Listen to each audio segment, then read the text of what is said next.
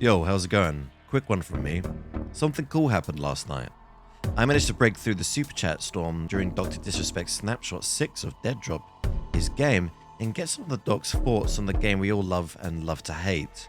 Yeah, you guessed it, Star Citizen. Doc's answer led me to think that perhaps, just perhaps, he's had a small peek behind the curtain himself, and I really love to sit here and imagine how that went down. Hey Doc, what are your thoughts on Star Citizen, says Ark with a 666. Listen, I know the game's been in development for years and years and years and years and years and years and years. And I don't care how long it needs to be in development to really execute the long-term vision, because it is if you really think about it, it's a big vision. And it's starting to kind of I feel like it's finally starting to kind of come through. You know, in terms of the mass scale of what this thing could eventually be, even from 10 years from now. I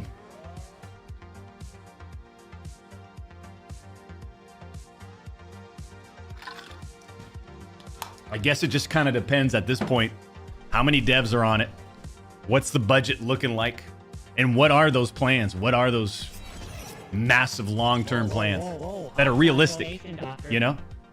Not marketing fluff or anything, but are realistic.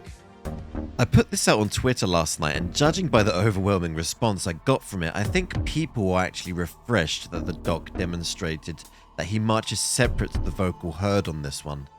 And of course he would.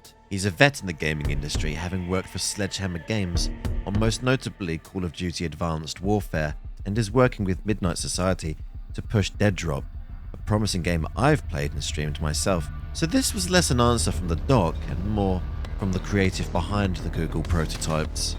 What kind of ship do you think the Doc would like best? And do you think we'll ever see Dr. D holding down a future rendition of Jumptown with the Champions Club in tow?